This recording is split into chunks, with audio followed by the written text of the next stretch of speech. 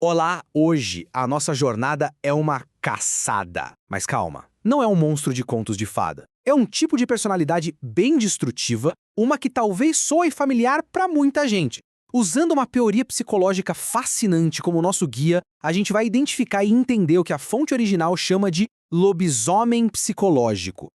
Pois é, essa é a pergunta que vai guiar a gente. E não, isso não é sobre mitologia. É sobre um padrão de comportamento muito real, um que a gente vê por aí no dia a dia e que, convenhamos, pode ter um impacto verdadeiramente monstruoso na vida das pessoas.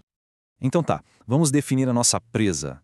O lobisomem aqui não é uma criatura da noite, é um arquétipo. Sabe aquela pessoa que parece viver num ciclo sem fim de carência, de reclamação, e que no processo parece que suga a energia de todo mundo em volta?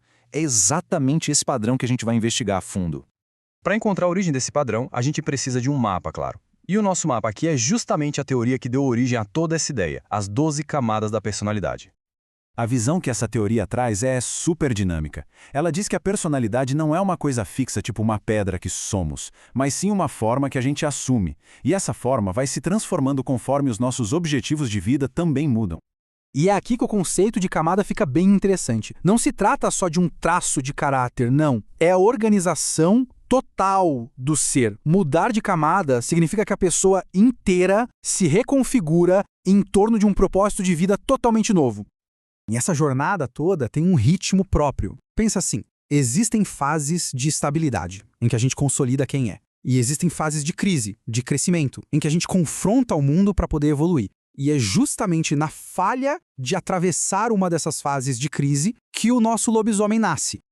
Certo, então a caçada começou para valer e o mapa tá levando a gente para um local bem exato. Estamos nos aproximando cada vez mais do covil dessa fera psicológica.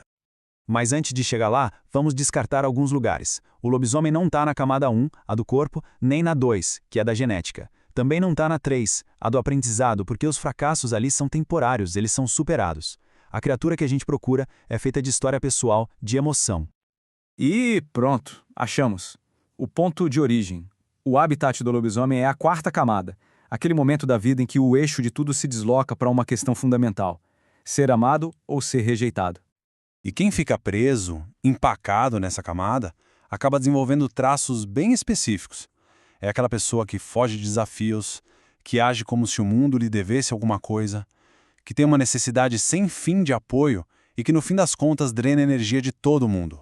Um verdadeiro vampiro emocional. A fonte original usa uma metáfora que é simplesmente perfeita para explicar isso. A pessoa tenta satisfazer uma fome emocional lá da infância com substitutos da vida adulta, tipo dinheiro, poder, atenção.